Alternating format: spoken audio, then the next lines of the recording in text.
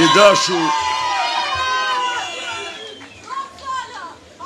Zoti Xhelal Mziu, udhëheqës politik I qarku të Dibrës për Partinë Demokratike dhe Aleancën për Shqipërinë Madhështore, të dashur kryetar të Partisë Demokratike Matit, Bulqizës, Klosit dhe Dibrës, të dashur kandidatë dhe kandidat për deputet në kuvendin e Shqipërisë, të qarkut të Dibrës, kandidat të shkëlqyer, përfaqësues dinjitos të banorëve të këtij qarku, që jeni krenaria e Partisë Demokratike dhe Aleancë për Shqipërinë Madhështore, jeni krenaria e shqiptarëve. Të dashur miq, fuqata elektorale mbyllet për 3-4 ditë.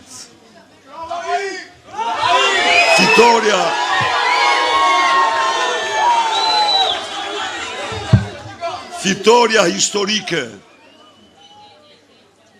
e shqiptarëve mbi të keqen I ka ditë të numëruara. Me 11 maj me votën tuaj, ajo vendoset në fronin që meriton.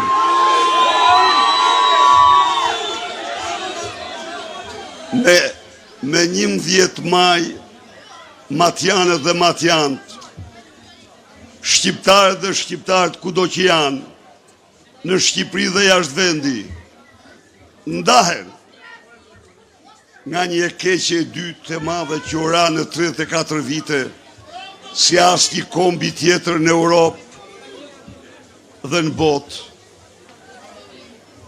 Ndahen nga regjimi I krimit I drogës dhe vjedhjes tyre, ndahen nga një regjim që I shkretoi ata më shumë çdo pushtim tjetër në historinë tonë. Ndahen nga një regjim që në 10 vite I varfroi ata në mënyrën më të frikshme. Ndahen nga një regjim që në 10 vite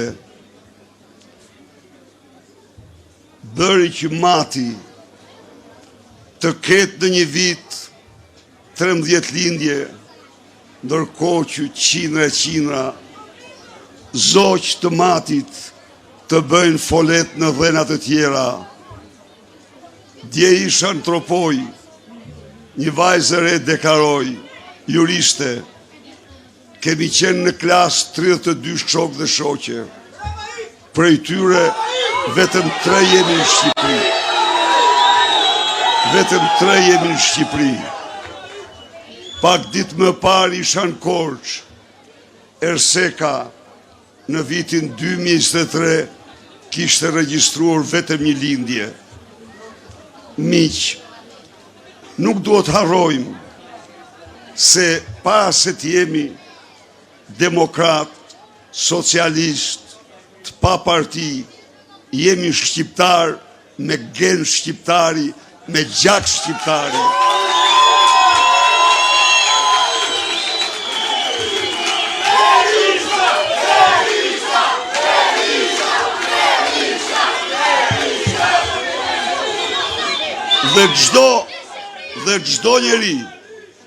Dhe çdo njeri që ndjen se ndeje ka gjak shqiptari, duhet të ndjej një dhimbje të madhe shumë për këtë shkretitim të kombit dhe të vendit. Duhet të zgjohet fuqishëm për të shpëtuar Shqipërinë nga kjo rrokullisje e madhe njerëzore. Pra këtu shuhen kufit midis partive. Këtu është partia e gjithë shqiptarëve, duhet të jetë Shqipëria. Qëllimi I gjithë shqiptarëve duhet të jetë shpëtimi I kombit shqiptar, I cili po rrokulliset si kur në njëherë në historinë e tij. Miq, pse po ndodh kjo? Pse shqiptarët po e braktisin masivisht të vend. Pse matjan po largohen nga ky vend i mrekullueshëm, nga kjo tokë e pasur, mbi tokë dhe nën tokë ndër më të pasurat që mund të ekzistojnë.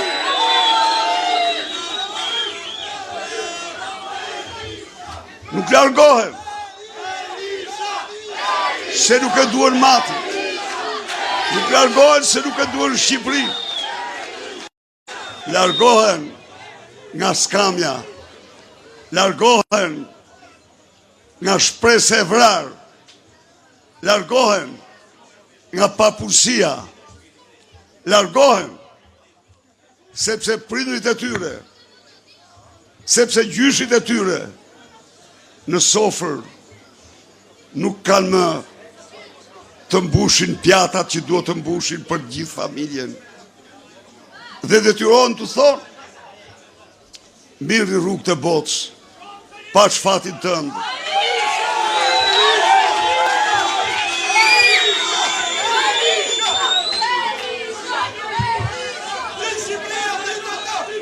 Sot,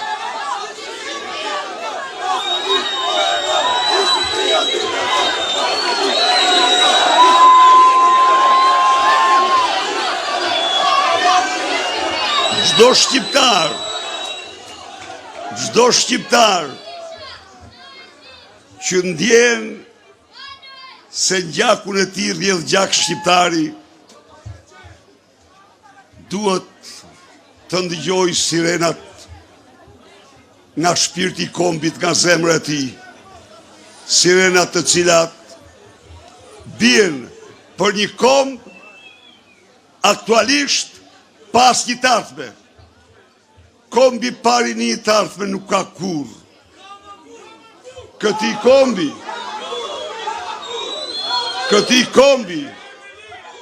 i kanë ikur në 10 vite 620.000 të ri. Këti kombi i ka ndodhur që nga viti 2019 gjerë sot ka shumë më tepër vdekje se lindje. Ky komb deklaroi Organizata e Kombeve të Bashkuara një javë më parë, ka sot për shkak të migracionit indeksin më të ulët të lindjeve në botë. Atë ku shkojnë? Shqiptarë dhe shqiptarë, cilit do që i ka mbetur edhe një nonagram përgjegjësi ndaj matit dhe Shqipërisë, duhet të zgjohet, duhet të ngrihet për të shpëtuar matin dhe Shqipërinë. Miq, edhe njerë, pse largohen?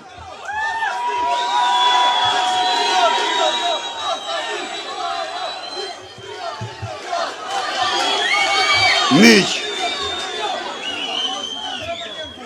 nga viti 2007, gjë në vitin 2014, numri i qytetarëve në Matë, numri i banorëve në Matë dhe në Shqipëri është rritur nga viti në vit.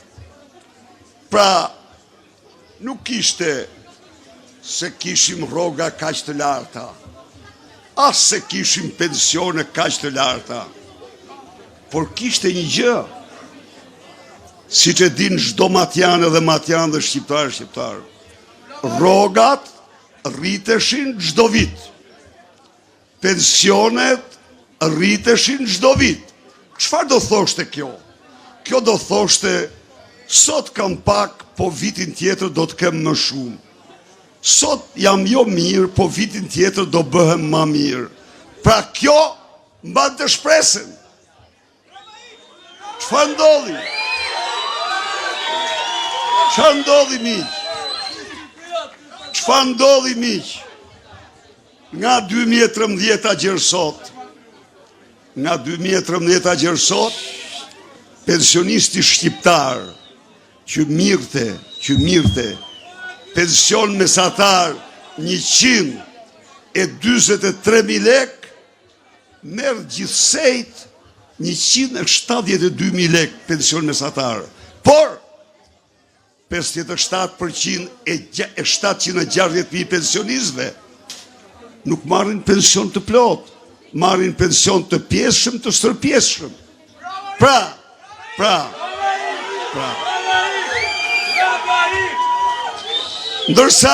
Ndërsa pensionisti Malit Zi, që mirët në 2013, 138.000 lek me lektona, sot merë 450.000 lek. Po pse? Sepse qeveria, kur ndante parat çdo vit, i kalonte një pjesë të rrogat dhe pensionet. Sepse qeveria shlyente detyrimin më njerëzor, më ligjor, më kushtetues, t'ja u kthej parat qytetarëve që ja u merr. Një pjesë. Kurse këta, jo, nuk ekzistonin. Edi Rama solli 8 miliard euro në buxhetin e vitit 2025. Sa ndau për 760.000 burra dhe gra që kanë shkri jetën e tyre për familjen, për matin, për Shqipërinë? 16 milion. 16 milion. Kur ne i kërkuam të votoj pensionin minimal 200 euro, jo tha, bijem në katastrofë, bijem në humner, nuk mund të bëhet. Albin Kurti, një kryeministër tjetër shqiptar në Prishtinë, të njëjtin muaj, petin gjysmën e buxhetit të Shqipërisë, më pak se 4 miliard, ndau për gratë dhe burrat e thinjur të Kosovës, që kanë shkruar jetën për Kosovën, jo 16, 100 milion euro. Dhe rriti pensionit e tyre 20%. Ran katastrofë Kosova? Ran humner Kosova? Jo. Pse u ndala këtu? Edhe njëherë, Matjan edhe Matjan, nuk janë çështje partjake këto. Dhimbshuria nuk është dhunti apo virtuti një partie. Dhimbshuria është virtuti qenjes njerëzore. Çdo njeri që ka zemër dhe shpirt e ka ndjenjën e dhimbshurisë. E din që ai burr apo ajo grua me 100 euro apo 120 euro apo 150 euro nuk mbyll dot muajin, nuk merr dot ilaçet për mjekim, nuk merr kafshaten, nuk ushqen dot lipin apo mbesen. A më shua apo jo? Kurse këta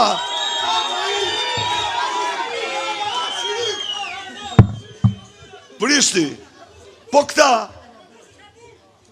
çfarë bëjnë? Fondet, më falni, fondet, parat tuaja, pensionet tuaja, rrogat tuaja, i vjedhin dhe vetëm i vjedhin.